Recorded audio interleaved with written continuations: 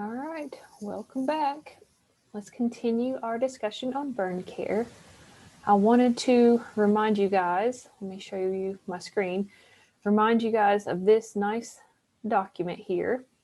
If you would fill this out while we're talking about the different phases of burn care to help you study. Okay, so we are going to continue today and talk about the acute phase of burn nursing. So during the acute phase, it usually begins about 48 hours to 72 hours post-injury, but really begins with the diuresis and then ends with the closure of any major wounds. So you might still have some that are open, but the major ones are closed. The goal during this phase is to prevent sepsis. So with the burn clients, they're all considered immunocompromised. Remember, because they've lost their first line of defense.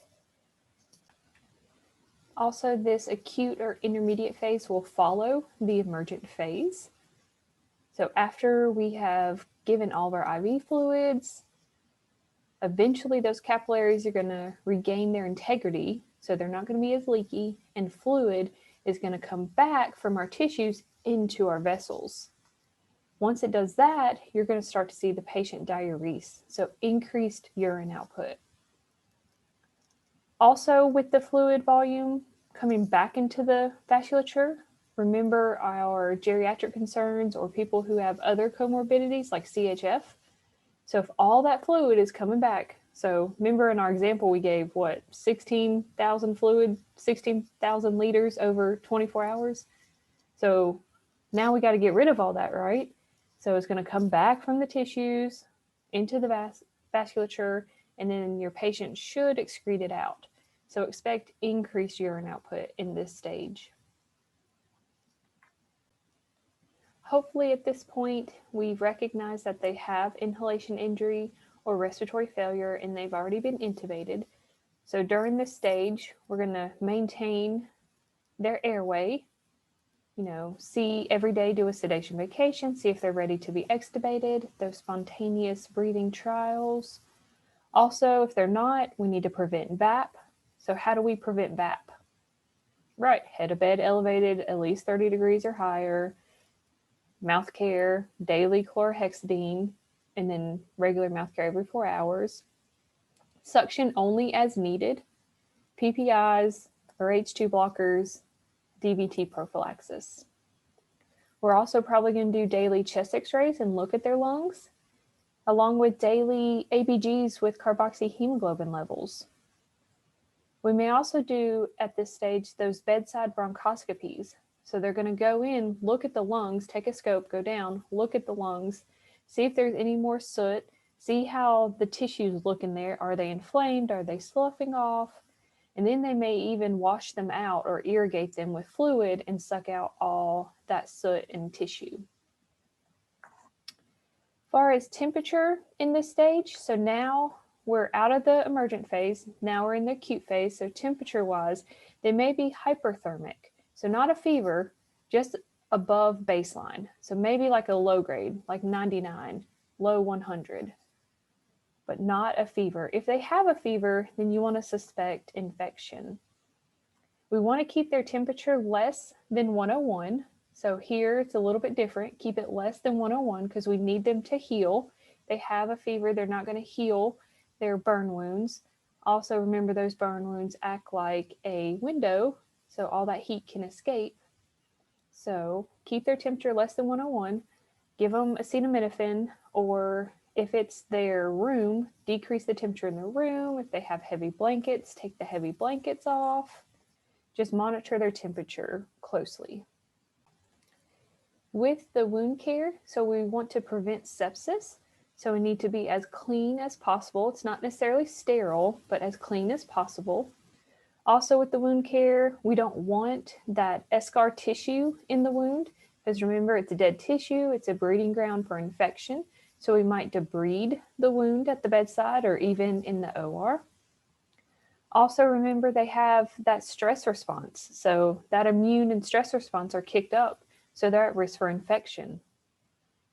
Also with the wound care and preventing sepsis, think about our tools that we use. Are they clean? When we take them for the bath, is the shower room, like the shower heads that we use, are they clean? Is the stretcher that they lay on, is it clean? So think about healthcare equipment also. Another thing with the sepsis is that translocation of bacteria. So with the gut, that's why we want to start early enteral feedings. So start that, make sure they're tolerating it. Hopefully at this point, they're starting to get perfusion back. So that gut should start waking up if it was really sleepy and they had an ileus before. So might start some feedings. Also think about length of stay. Usually these patients are in the burn center for a long time. And when I say long, I'm trying to think the longest patient that had been there, maybe 2 years that I had seen, and that's probably not the longest. But a patient was in the hospital for 2 years, not in and out, in the hospital for 2 years. So they were exposed to all kinds of organisms. Also think about the wound size. A little small wound versus, 50% TBSA increases their risk for infection. Also with that insulin resistance comes hyperglycemia. So hyperglycemia can put us at risk for infection because remember, bacteria likes sugar, so they're going to eat that sugar and proliferate. And then since they are exposed to these germs, healthcare associated germs, remember they could be resistant strains, so they might be hard to treat. We're going to do dressing changes. Usually they do them twice a day, sometimes 3 times a day, but at least twice a day. You want to clean the wound with gentle soap and water. So usually they use either Dawn or Dawn and CHG, so chlorhexidine, they'll use for the baths. If there is hair around or in the wound bed, we want to clip it because that hair can trap bacteria and increase risk for infection. So don't shave it, remember, because shaving kind of nicks the skin and allows for increased risk for infection. So clip it with some clippers or scissors. If your patient does have blisters in this stage, we're going to, well, it depends how big they are. If they're larger than 1/2 centimeter, they'll probably pop them and relieve them. One, because remember the blister, it's usually that skin popped up with some fluid underneath it. So that fluid is a breeding ground for infection. So a lot of times they'll just pop the blister or lance it and let it drain and then dress it from there. If it's a small blister, it should kind of resolve on its own. I know they always tell you don't pop blisters, right? Well, that's outside of the hospital when you're exposed to all kinds of germs, but inside the hospital, we can kind of control it and dress it so they will pop them. They may also do topical antimicrobials. So remember, we said these patients aren't going to be on systemic antibiotics, so PO or IV, unless they have an infection, then we can. But otherwise, they're going to have topical antibiotics. So just in the wound bed, they don't absorb systemically. They're just for the wound bed. So things like triple antibiotic ointment or Mupricin or Bactroban, something like that. We talked about debriding that necrotic tissue. We can debride it at the bedside, and that's called manual debridement. So where we take scissors and forceps and actually debride the necrotic tissue, the eschar, or we can do chemical debridement. That's where we put something on the actual wound bed and it's a chemical, like a topical, that eats that eschar tissue. And then another thing that's going to help prevent infection is early closure of these wounds. So these wounds may be huge. It's going to take a lot of time for them to heal. So we may close them with a skin graft. And these skin grafts, they may be temporary and eventually permanent, but either way, covering it and getting it to have its first layer of defense back to help prevent infection. If we are dressing our wounds, if they have a circumferential burn or something that we need to wrap around, remember when you wrap, you want to wrap distally to proximally. So if we're doing a hand, distally, start at the fingers and go towards the body. So go down towards the body. We just want to promote venous return because remember they're going to have a lot of edema. So promote venous return and wrap distally to proximally. If your hand or foot is burned and the fingers or toes are involved, you want to wrap each individual finger or toe. You don't want them to touch because those skin surfaces might macerate, become really broken down, kind of soggy, and we don't want that. So wrap them each individually. Also during wound care, to prevent infection, we're going to gown up. Remember, they're on reverse isolation or protective care. So we're going to wear a gown, gloves, a face mask, maybe a face shield if you're worried about splatter, a bonnet, shoe caps, everything. You're going to be very hot. Remember, we try to keep the rooms warm to keep them warm. You're going to be very hot, probably sweating. You might even need to change your scrubs. Also, in the burn center, with regards to infection, they actually dress out in scrubs. So they have specific scrubs that they order. So each shift, they have to get a new pair of scrubs that comes from a launder service. So they can't wear their scrubs from home. They have to wear them that are issued there. Also, if we're worried about infection, we can do cultures. A lot of times they'll culture the wound after each surgery. So each time they go down for debridement or skin graft, they'll culture the wound.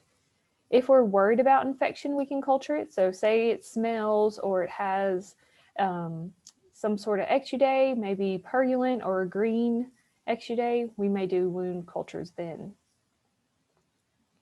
Also, another thing that's really big in the acute phase is pain management. So pain is huge. These patients are going to have chronic pain as well as episodic or acute pain. So the chronic pain is that dull, achy, gnawing pain that they may have. So we might give a long-acting PO opioid, so something that would be given once or twice a day. And then for the episodic or acute pain, so say we're doing the dressing change, we're exposing those nerve endings, right? Because we're uncovering that wound. It is so painful. And you can imagine doing this twice a day, they're not looking forward to it.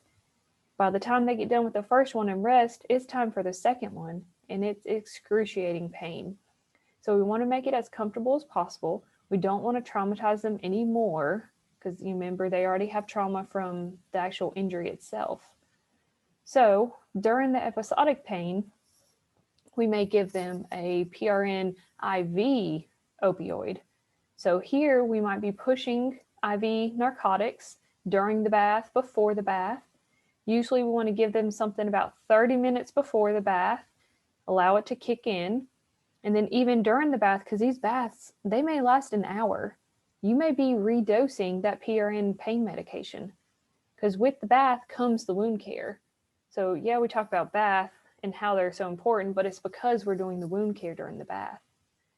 Also, you might see, as far as pain management during those dressing changes, you might see them do conscious sedation. So where they're actually giving higher doses of narcotics just to kind of sedate the patient. You'll see that a lot with kids because it is so traumatic for them. So just remember, this phase begins 48 hours after the initial injury, starts with diuresis. So all that fluid is coming back into the vasculature. Watch for fluid volume excess.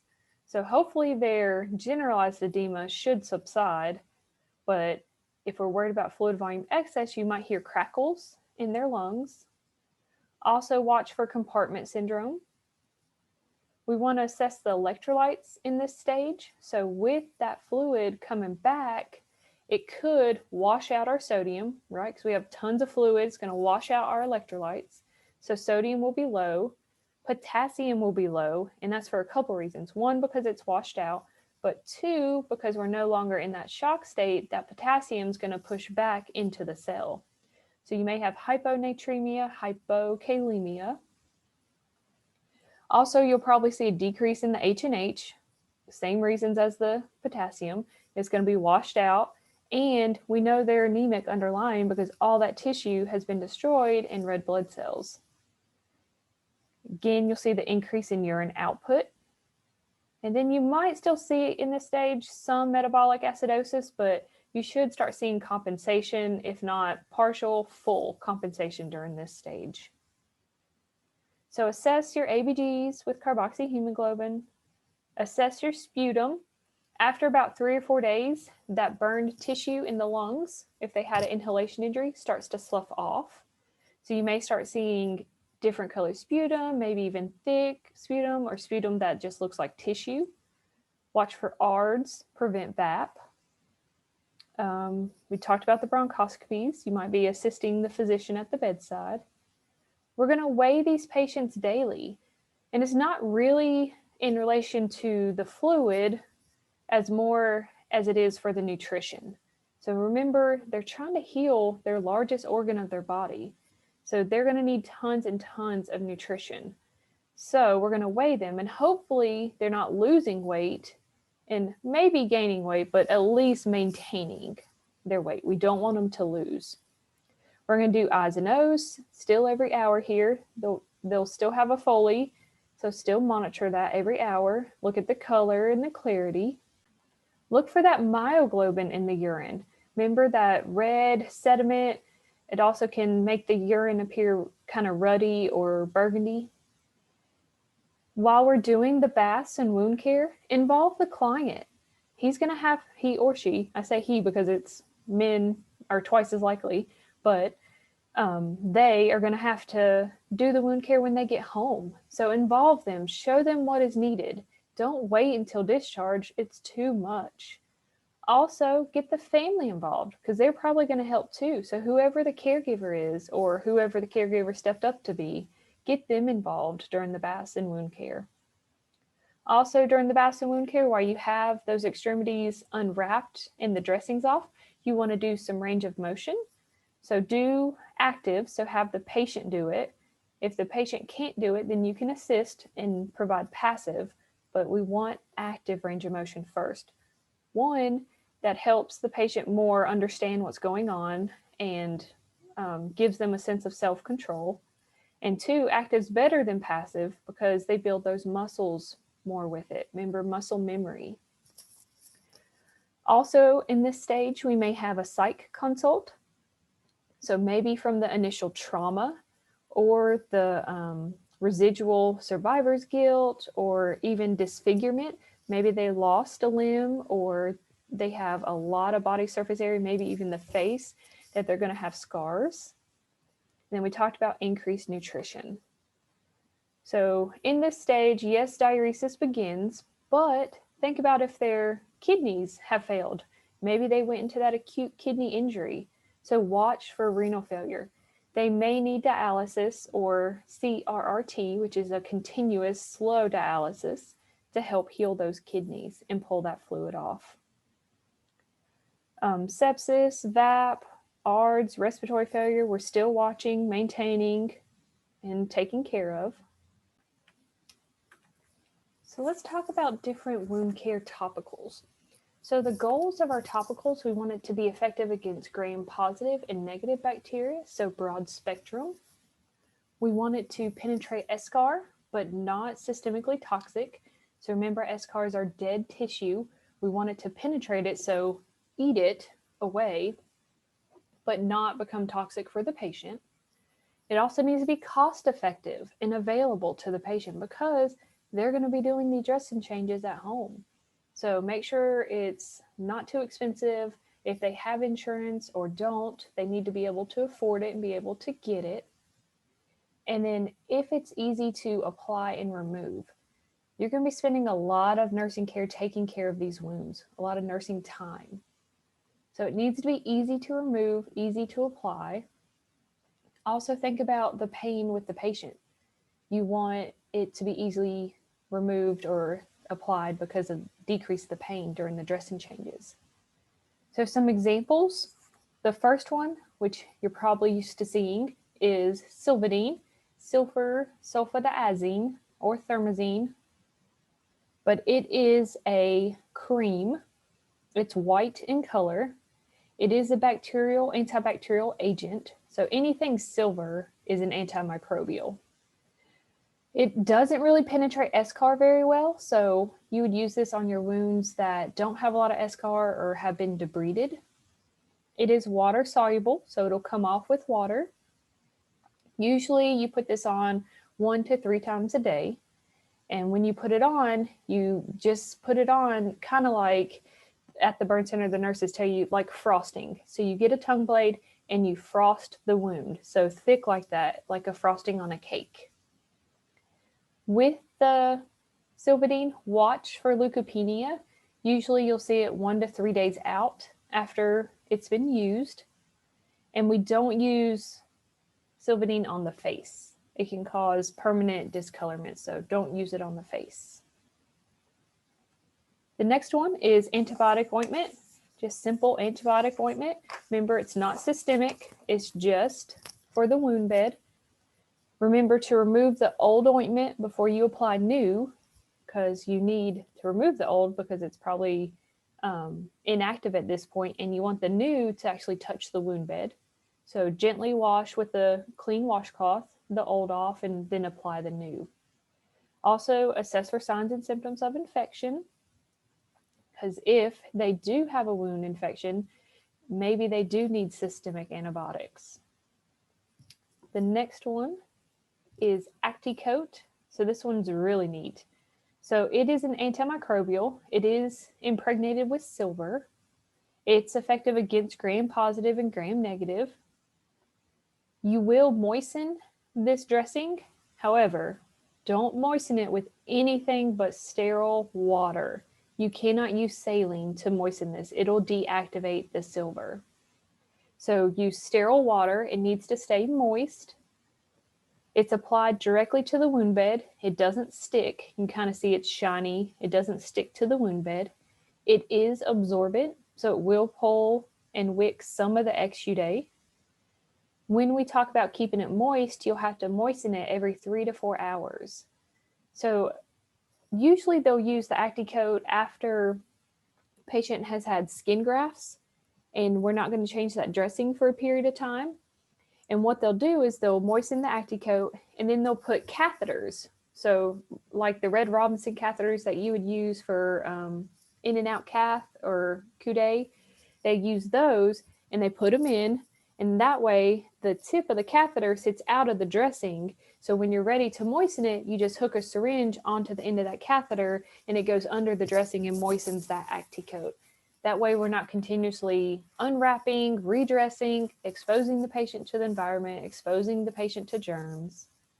And with skin grafts, you keep them covered for a long period of time because you want them to take or adhere to that wound bed. And we'll talk about skin grafts here in a little bit.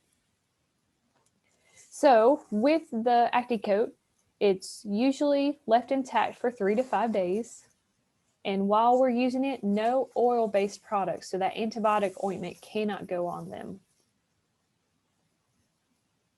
The next one is Sulfamylon. So Sulfamylon is very painful when you put it on. So if you are using this, expect pain. You may need to give them increased pain medicine before we do this one. Also, if we have full thickness burns, remember those nerve endings are gone, obliterated, so we can use Sulfamylon there and hopefully, it doesn't burn them or hurt them rather. It is an antimicrobial and it is a sulfa drug. So any of the silver and sulfas, we need to assess for sulfa allergies. The next one is silver nitrate. So silver is, we said, and good antimicrobial. Silver nitrate is a solution or a gel like this one. It has to stay wet and moistened. So if you're using the solution, you can put it on a gauze and put it directly on the wound bed. We like the gel because it tends to hold moisture better. After you apply, if you're using the gauze or the gel, after you apply that wet dressing, you want to put a dry dressing on top. We don't want their moisture and their heat to escape out, so put a dry dressing on top. The next one is our other silver impregnated dressing. So that first one on the left is the Aquacel, and then the one on the right is the CalciCare. But either way, they have silver in them, so they help prevent infection. They're usually applied directly to the wound bed. They can be applied moist or dry. So if your wound's not draining a whole lot, a lot of times they'll apply it moist. But if your wound is draining a lot of exudate, they'll apply them dry because they'll actually help absorb that exudate. With all these topicals, we're going to use a combination of them. So one wound you might use antibiotic ointment, another wound you might use that silver nitrate. You just have to follow your protocol and orders. Sometimes you may use 2 topicals in a wound bed. But with the PPE, remember we're going to dress out in full PPE because we're trying to protect the patient from germs. Also, while you're changing your dressing, make sure you close the patient's door. 1, privacy reasons, but 2, remember when we open doors, we create a breeze. So A, that could cause breeze pain and cause pain for the patient in their wounds, at their injuries. And 2, while we're opening and closing the door, we're also sending out germs from the hallway into the room, moving around germs that are in the room. So keep your door closed. It'll also help hold your heat in because during these dressing changes, we said we're going to have the heat on to keep these patients warm. We won't use a wet to dry dressing. Now, I know we talked about some of these dressings will be moist. And yes, we do like them moist, but we're not applying a big, bulky wet to dry dressing. So 1, we don't like wet to dry because it is going to wick their heat away. And 2, the wet to dry dressings can actually cause damage to good tissue, especially if you're trying to pull a dry dressing out of a wound. So what they'll do is if the dressing does become dry and it sticks to the wound, you don't want to peel it because you're going to damage good tissue. So they may moisten it with some normal saline and pull it off that way. That'll also help decrease the pain for the patient. Another thing you might see them do is hydrotherapy. So physical therapy may take them to the hydro tub, and it's just a big wash tub and helps. They have sprayers and jets, and it helps loosen up that dead skin and helps kind of debride or exfoliate. Also with the wound care, we said it's usually done during bath time. So it's an important time in the time of the client when they do their baths. So they'll either do the baths in the room and do the dressing changes and stuff in the room. But if the patient is stable enough, they like to bring them to the shower room. So in the shower room, they have a couple bays, and in each bay, they have a stretcher, and we cover the stretcher with a plastic liner to help protect the patient from organisms that may have colonized on that stretcher. And then in the top, at the ceilings, they have little pull-down sprayer nozzles. So those are going to help rinse, but also maybe help exfoliate and debride that wound too. So it's really hot in there. There's a lot of times music playing, or there's a TV to distract them. If it's a child, we'll have bath toys. While we're doing the baths, we're going to do some chlorhexidine, so CHG, during the bath. We're going to take washcloths. You're probably going to have a whole big stack of washcloths because you're going to use a different washcloth for each wound because you don't want to contaminate wounds. So one wound might be infected, but another wound may not be. So you're going to wash each one with a different washcloth. Put the washcloth in the bin. Don't throw it back into the water. Try to be as clean as possible. So if you need to change your gloves in between, by all means, change your gloves. A lot of times they'll glove up with multiple pairs of gloves, so that way they can just take them off and they still have gloves on. If the face is burned, we said we can't use that silver on the face because it can cause discoloration. So a lot of times they'll just use topical antibiotic ointment and allow it to air dry, so leave it open to air. A lot of times you don't dress the face, 1, because of breathing issues, but 2, it's kind of hard to put a dressing and get it to stay on a face. If there is exudate, they'll put the antibiotic ointment on and then maybe some Zeroform, so that yellow looking gauze, to help absorb that exudate. We talked about the fingers and toes, wrap them individually. If you are wrapping an extremity, wrap distally to proximally, so wrap up towards the heart or the body. And then again, when you're removing your dressing, use water, normal saline, help pull that dressing off so it's not so painful and so we don't damage good tissue. So other things we do during that acute phase, especially for wound care, is debridement. So our goal for wound care, or for debridement, we want to remove that contaminated tissue and eschar and to prepare for grafting. So we want to remove any dead, non-vital tissue like eschar so that the underlying tissue is preserved and we can start fresh and heal from the bottom up. Also, with debridement, it allows us to get to the healthy tissue so that we can prepare for grafting or some sort of temporary biologic covering to help protect that patient from heat loss and infection. So with debridement, there's a couple different types. So natural is just like it sounds. It's just naturally the tissue falls off, separates naturally. It may take weeks to months. So sometimes we'll allow this, sometimes we won't. Sometimes we'll go in and manually do it. Another type of debridement is the hydrotherapy that we talked about with physical therapy. Even nurses may do it, but the patient goes to the tub and they're spraying or using jets to get that non-vital tissue off.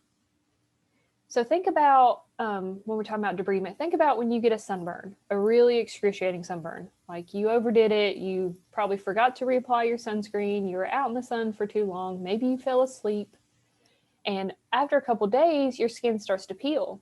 So then what do? You get in the shower and you scrub and scrub and scrub until it peels off. Same premise with hydrotherapy. Also, we can do mechanical debridement. So it sounds just like it is, it's mechanical. So we go in and we actually use tools, so usually some scissors and forceps, and trim that non-vital tissue to help improve the healing. It's mostly used for more superficial debridement, so stuff that we can see, stuff that we can get out. They may do mechanical debridement while they're doing the hydrotherapy or while we're doing a bath. So we do it daily with dressing changes. Afterwards, you might need to hold pressure because there might be some slight bleeding. And bleeding is good, right? That means we have blood flow. That tissue has good blood flow. If it has good blood flow, then hopefully it'll heal. We can also use chemical debriders. So those are your topical debriders that we put on the actual wound bed that will penetrate through that eschar. It is topical, so they don't get absorbed systemically. However, if we are using a chemical debrider, it will inactivate our silver. So if we're using like the thermazine with the silver in it, we're going to have to alternate. So maybe you do your chemical debrider in the morning and your silver at night on the same wound at different times though. So be careful with your chemical debriders and silver. Another way is surgical debridement. So this is the, I guess I would say preferred or gold standard for debridement, is they take these patients directly to the OR and they debride. And when they debride, since they are in the OR, they're going to sedate the patients, if not put them completely under with a breathing tube and everything, so that they can debride deeply. So they're going to debride either with scissors or with a razor, and they're going to shave that wound off, or that dead skin, shave that dead skin off until they get to good skin. And how do they know they have good skin? Well, it starts to bleed. So there'll be a lot of blood. You might see after surgical debridements, your patients may be anemic, so they might need a blood transfusion. But if they shave it down to good tissue, hopefully what the idea is hopefully granulation tissue takes its place. So that beefy red little bits of jello in the wound, so it takes its place so that it can grow from the bottom up. With debridement, it is the most important factor for survival in the burn patient. So the most important thing we can do is debridement. Get that non-vital tissue off. Help that nice, good, healthy tissue breathe. And remember, the dead eschar tissue is a breeding ground for bacteria. So while we're doing debridement, they probably need some pain medication. So 30 minutes before, you might have to redose them during. We want to clean our equipment. So you can see at the bottom, this picture, that is the tub, and see the patient actually lays on that stretcher and they lower the stretcher into the tub. So clean all your surfaces. A lot of times they'll use a bath stretcher. So it kind of looks like the tub, but it's on wheels, and the patient actually lays in the stretcher, and you bring that to their room and then bring them into the shower room on that. And that's where we'll put our plastic drapes, just over those surfaces, so the patient is touching the clean plastic and not the tub surfaces. Because those tubs, and you can see the little sprayers over there, sometimes they can be colonized with bacteria, even if we clean them the best. Also, keep your patient warm, monitor their temperature. They may have that special Foley that we can monitor their temperature with, maybe a rectal probe that we're monitoring their rectal temperatures with. Get the client family involved again, range of motion, active and passive. So kind of all the above that we were talking about with wound care, because this essentially is part of our dressing change. Okay, so we're going to be doing our wound care. These wounds need to be covered, so we may prepare the patient for skin grafting. So with skin grafting, it actually helps prevent contractures, so shrinkage of that burn scar. It also helps promote flexibility because we're not having those contractures. It also helps minimize infection because we're covering the wound bed. It also helps minimize fluid and protein and electrolyte loss through that skin. So remember all that edema, and our burn wounds act like windows. So heat evaporates. We can also get loss of protein and fluids. So we want a skin graft to cover them and prevent that. If chances are your patient is going to need multiple skin grafts. So how do you know which wound to do first? Well, we're going to cover the largest one first. So the largest one needs the most help, right? So cover it because it's a big window, put a skin graft on it, allow it to heal. So how do we know they are a candidate for skin grafts? Well, the burn has to be a deep partial thickness or full thickness burn. So deep partial or full thickness, so down into the dermis. Granulation tissue must be present, so we must have a good blood supply, because if we don't have blood supply and granulation tissue, one, we probably still have some eschar or dead tissue in the wound bed, and two, if we don't have the blood supply, that graft is not going to heal or take. The patient's going to reject that graft.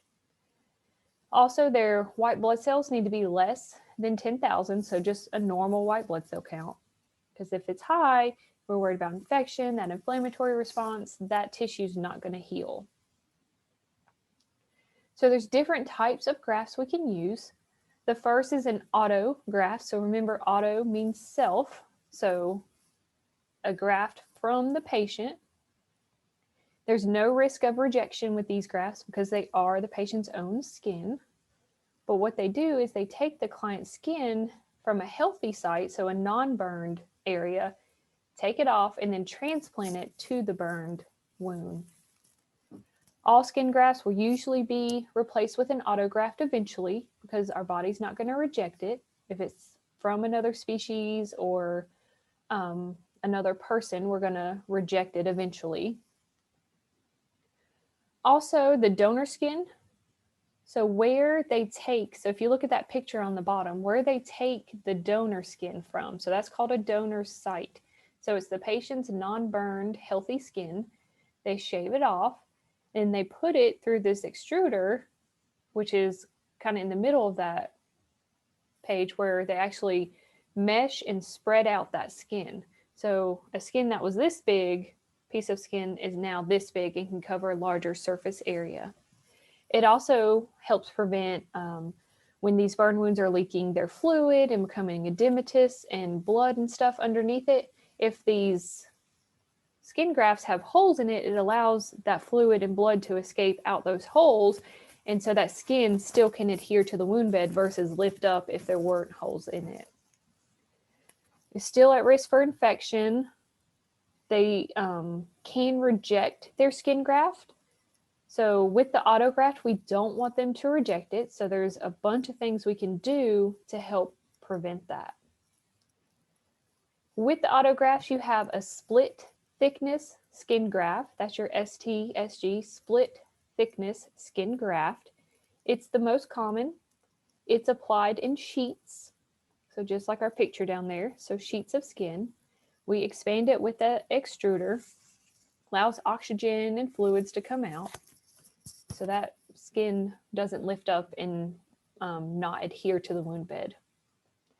Another type of autograft is a full thickness skin graft, so FTSG, so full thickness skin graft. It is a full thickness skin graft that involves both the dermis and epidermis, so your sweat glands and hair follicles are going to be intact. With the skin graft afterwards, we want to elevate that extremity, so minimize edema.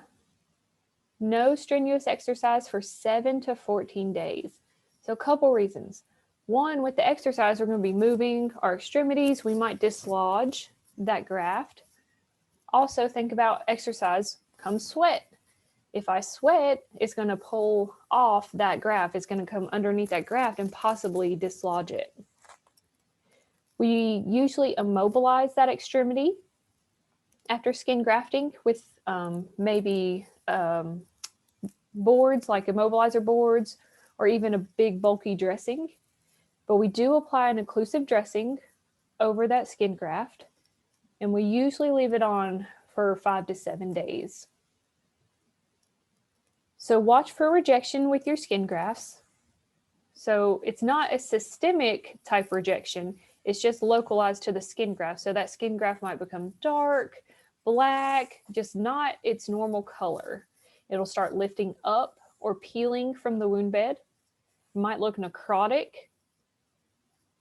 We want to avoid pressure on our skin graft sites. So if you know somebody had a skin graft to their hip, when you go to turn them, you maybe need to not grab their hip and grab their knee or back instead.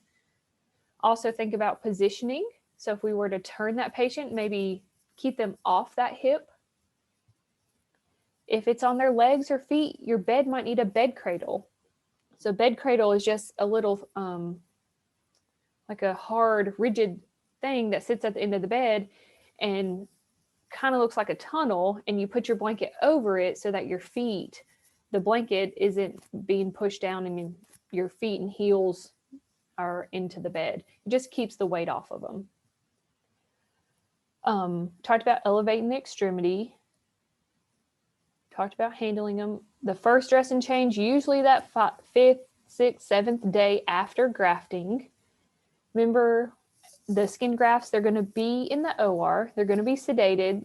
They're going to have anesthesia. So that skin graft dressing was applied in a sterile environment. So as long as we keep it on, it should stay sterile. And it's in a sterile, moist environment.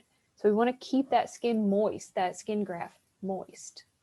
So when we talked about the Acticoat, they'll actually put the Acticoat on and then put those catheters in, and you'll instill your sterile water to keep it moist. Because the skin likes to be moist to heal. Elevate it above the heart level. So put it on pillows.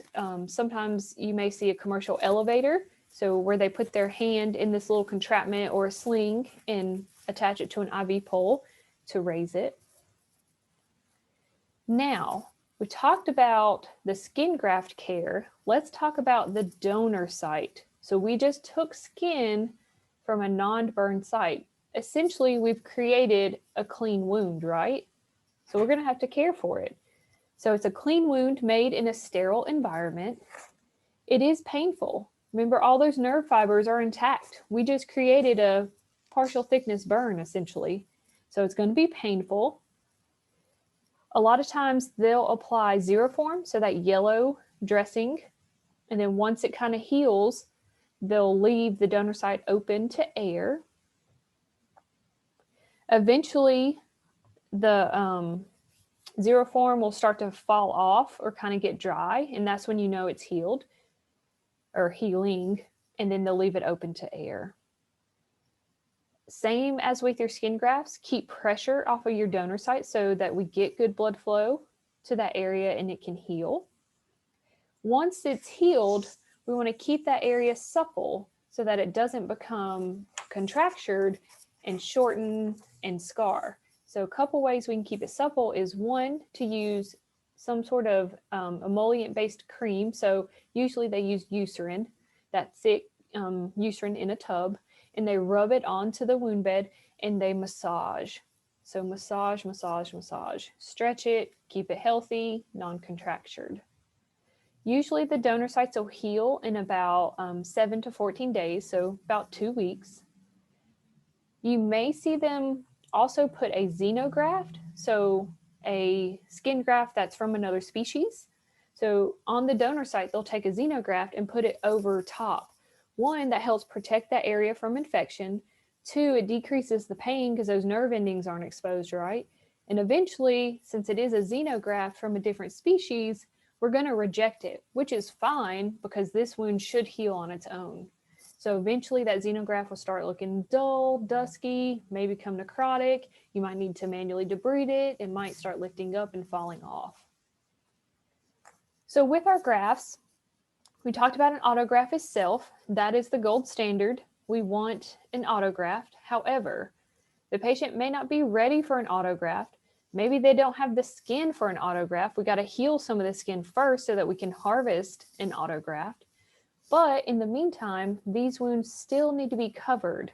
Protect them from infection, keep them warm, keep them thermoregulated. So we can use homografts. So same species, but different person. So maybe from a cadaver, donated skin. So, at the end of life, when they ask about donating organs, usually, you can always, regardless of what your diagnosis was, usually you can donate skin.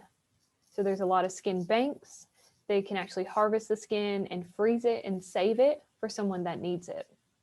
And with the skin, we don't have to blood type it, right? Because it is from a different person, and eventually it's going to reject, and it doesn't have all those blood vessels in it. So no blood typing. So homograft could be from cadaver or donated skin. There's also xenografts that are from another species. A lot of times it's pork or bovine. So porcine, pig, bovine, cow.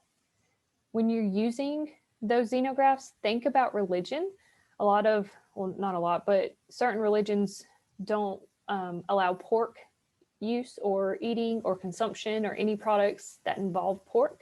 So you might need to take that into account. With the homografts and xenografts, both of them will reject because they're not our natural skin. So the body's going to locally reject them. They're going to fall off. So why do we still use them if they reject? Well, we need to keep the burn wound covered, protect them from infection, keep them thermoregulated. So we may do xenografts or homografts temporarily. Once they reject, hopefully we have places that we can autograft from.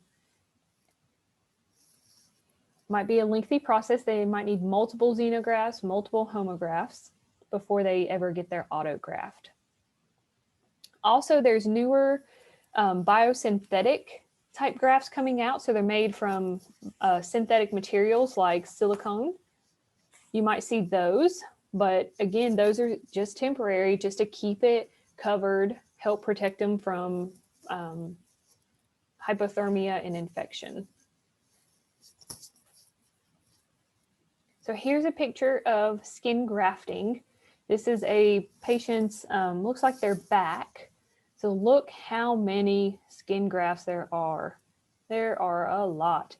And all of those are uniform in shape. So I bet you they were donated skin, so homografts, but they want it covered because we want to minimize that infection and heat loss. You can imagine if that whole back was exposed, how much heat they would lose each time we did a dressing change.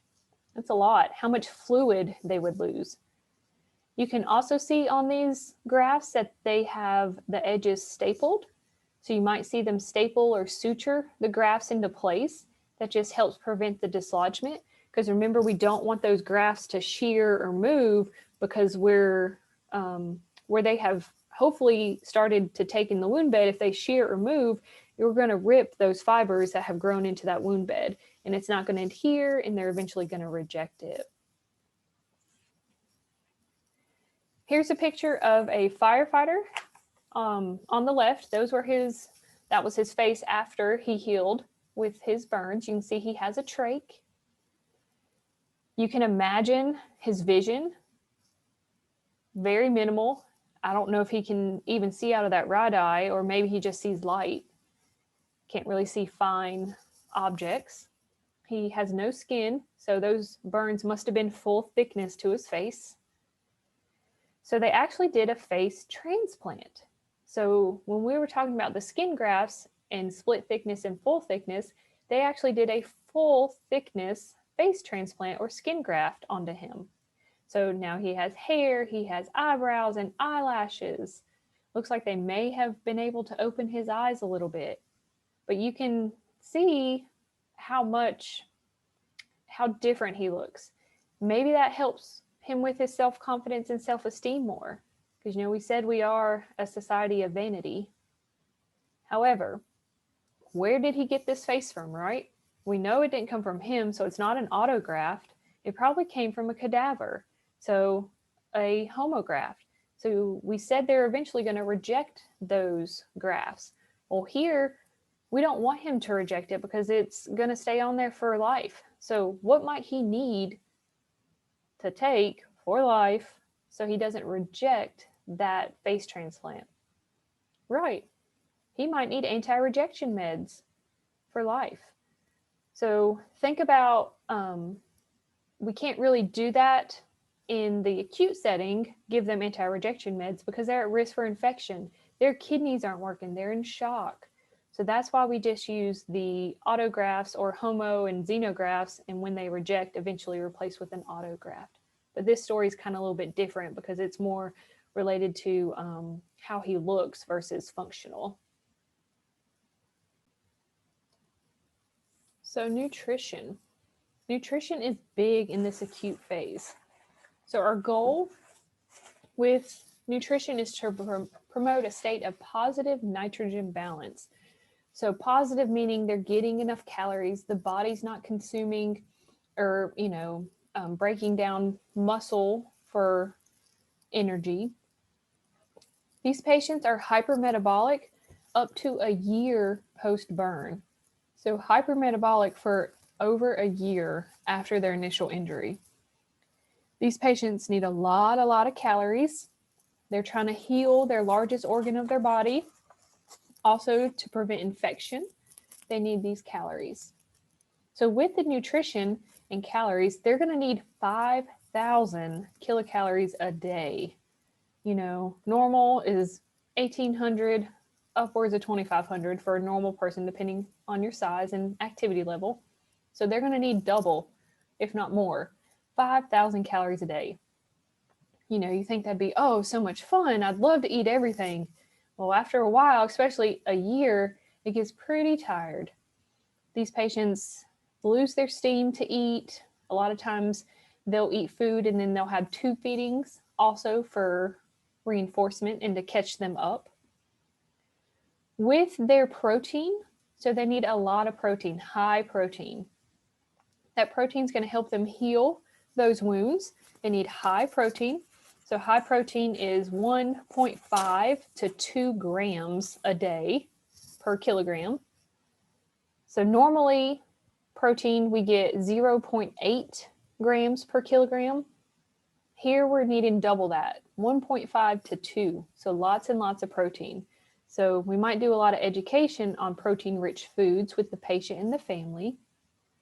Also supplements, they're going to be getting lots of supplements. So the supplements could be in the form of tube feedings or a can of Boost or even a milkshake that we make with a magic cup.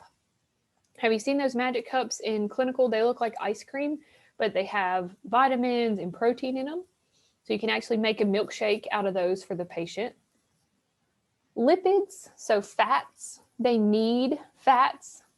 They need the fat to absorb those fat-soluble vitamins. So do you remember what the fat-soluble vitamins are? A, D, E, and K. So there's a lot of calories in fat too. They need fat, but all their calories don't need to come from fat. It needs to be more of a healthy balance. We talked about calories being 5,000. So how do you know that they're getting proper nutrition? How do we know that they have a positive nitrogen balance? Well, there's a couple ways.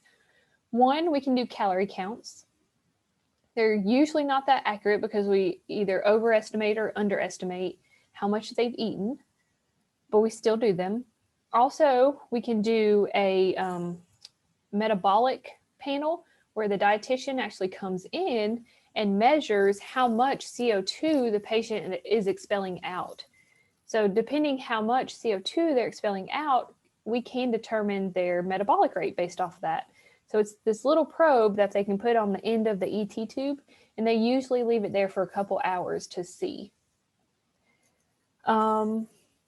As far as other things to measure, we can't really measure their metabolic rate. We just look at their labs, look at their albumin level, and look at their weight every day, look at their muscle mass. Are they keeping their muscle mass or losing it? We don't want them to lose it because they need that muscle mass for healing and for therapy. So without proper nutrition, what's going to happen? They're not going to heal, increase length of stay in the hospital, increase risk for infection because you need nutrition to heal, but also you don't want to be in the hospital because of the risk for infection. Also, we need the nutrition so our body doesn't eat itself, which is called catabolism. So have you heard of the keto diet where you starve yourself of carbs? It's like a low carb diet, and basically your body starts eating fat for energy. So we don't want that to happen because these patients need their fat. They need their muscle to regain strength and heal. If they're not able to eat or they're not eating enough calories, we'll probably do some tube feedings. So these tube feedings, depending how much calories they need to be caught up on or need in general, they may have tube feedings continuously, so 24/7, or they may have tube feedings that cycle at night so that when they get up in the morning, they're free of the tube feeding, they can do their therapy, they can go to the bath. Another thing you might see with the feedings is if they go to the OR for a debridement, they may continue those feedings and not make them NPO, especially if they're intubated because that airway is protected. So you might see them continue those tube feedings even throughout OR and not make them NPO for a period of time because they can't stand to be NPO for 8 hours. They need their nutrition. With our tube feedings, remember your care. So check placement. Also, we're going to check residuals every 4 hours, see if they're digesting our tube feedings. Hopefully the residuals are going to be low or none. If the residuals are high, higher than our rate for 4 hours, that means it's not really moving through their GI system. So maybe they still have an ileus. Maybe we need to hold the tube feedings for now. If they do have an ileus and we can't feed them via enteral tube, we might do parenteral, so TPN. It's the least desired, but it may have to happen for a period of time until their gut comes back awake. Other things they may do, you'll see, is these patients may be prescribed some sort of anabolic steroid. That just helps increase their appetite. It also helps with protein synthesis. Other things you might see is these patients may be on a beta blocker. So the beta blocker is just to help decrease that catecholamine response. So those catecholamines, stress mediators, increase your heart rate, increase your demand, your metabolic rate. So if we give them beta blockers, hopefully decrease all that, and then their metabolic demand is lessened. Okay, so let's recap. So acute, intermediate phase, same thing. You might just hear it acute phase or intermediate phase, but they're the same thing. Nursing care, restore fluid balance. So remember, acute phase starts with diuresis, so all that fluid coming back into the vasculature. So we should start seeing some diuresis. If they have acute kidney injury or acute renal failure, you might see or not see the diuresis, and they might be on hemodialysis or CRRT, that low, slow, continuous dialysis. Watch for fluid volume excess. So their edema, generalized edema, should start subsiding, but if you notice crackles in the lungs, then we're worried about fluid volume excess. Monitor your daily weights. We're probably going to look at our hemodynamic values like our CVP and wedge pressures and pulmonary artery pressures, our vital signs. Watch for and prevent infection. So how do we know they have an infection?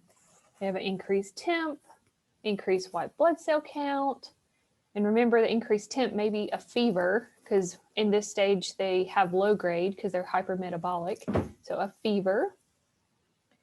Also, they may be tachypnic with infection, maybe tachycardic.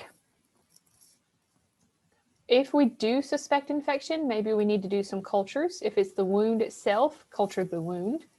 If it's the invasive line that we're worried about, we may need to take it out, culture the tip, and replace it. So like a central line or a PA cath. If it's the Foley, take it out, replace it. Another thing, talk about the Foley. With the Foleys, they may be impregnated with silver. So they use Foleys that have silver on the actual catheter part. Because remember, silver is an antimicrobial. I thought that was kind of neat. Also, remember, keep a clean environment. So clean bed linens. So change their linens at least daily. And when they're soiled, we need to change their bed linens. We'll also do reverse isolation, so protective isolation, because we're protecting the patient from our in-hospital germs. So no fresh fruit, no flowers, no plants, all those things.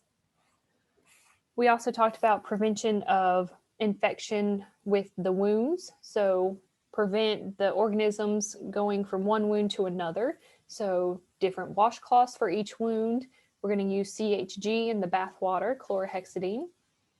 Also, think about when you're rinsing. So if they're in the shower room with those overhead nozzles, make sure when you're rinsing and the rinse water is actually going down and not into another wound. Modulate that hypermetabolism. So nutrition, nutrition, nutrition. I can't stress that in this phase. Have the family bring in favorite foods, do our calorie counts, our daily weights, provide them with supplements, milkshakes. If they do have a tube feeding, your tube feeding care. Promoting skin integrity. Wound care is huge in this phase. As you can see, the acute phase is the phase that takes up the most time in burn nursing. So promote skin integrity, do your wound care, also prevent other breakdowns. So we need to turn them, watch where we're turning them on the bony surfaces, involve your patient and family. Assess your wounds with each dressing change. We need to assess the size, the color, the odor, if there's eschar, so the dead tissue, if there's sloth, so that yellow looking tissue, what the exudate looks like, how much exudate there is it bleeding? Bleeding's a good sign, but if it's bleeding too much and the patient's chronically anemic, then the patient can't oxygenate. Also, is there granulation tissue present? So that beefy red bits of jello. If they had a graft, what's the graft status? Is it healing? Is it taking? Or is it rejecting? Also, the donor site. What does the donor site look like? Is it free of infection? Is it healing? And then look at your peri-wound skin. So around that non-burn skin, how's it look? Is it red, edematous, looking like it might be infected? Hopefully not. Relieving pain is big. So they're going to be on those long-acting opioids, as well as PRN, IV opioids during their baths and stuff. Remember, we don't give IM because, one, they may not have the tissue to actually inject it into because it may be burned. And two, we don't know about the uptake of that IM medication. So it's usually IV. They may also be prescribed anxiolytics. So benzos may be related to the procedure or the trauma of the actual burn injury initially. They might still have some PTSD. Also, with pain, diversion activities is big. So, like I was talking about in the bathroom, the shower room, they have music playing. There might be a TV in there. If it's a child, they have toys. They could be playing a game maybe while we do the wound care, just something to distract them so that they're not feeling the actual pain. Also, with healing comes itching. So these patients are going to want to itch, itch, itch. Why is that bad? Right, because one, we have bacteria under our nails. Two, if they're scratching hard enough, they can actually nick the skin and break their first line of defense, which it's already kind of healing, right? They might disturb that graft. Anyways, they could get that wound infected. So with scratching, a lot of times it's hard to tell them not to scratch. So one, we may keep it wrapped up so that they can't get to it. And two, we tell them to pat, not scratch. So just pat it. Helps with that. Also with pain, we want to promote sleep. So after the dressing change, after they've gotten their narcotics, a lot of times they're wore out from the bath and then the narcotics are really working. So promote rest, relieve pain. We might also give sleep aids at night. So something to help them sleep like Ambien. Promoting mobility. Mobility is big. One, get them up and out of the bed, prevent complications like contractures and pressure ulcers, but also in pneumonia, but also promoting mobility with the skin. Remember, when that skin heals, sometimes that scar can become stiff. So if we promote mobility and moving of that skin, it'll help prevent those contractures. So turn, cough, deep, breathe, early mobility, getting them up out of bed. You'll see these patients who are intubated out of bed and into the chair. If they can't get them into a chair, they'll actually turn the bed into a chair. They have special beds that turn into a cardiac chair. Also get your family involved. Active, passive range of motion, active's preferred, but if they can't, have them do it to where they can, and then you finish with passive range of motion. OT and PT and speech and recreational therapy may be involved.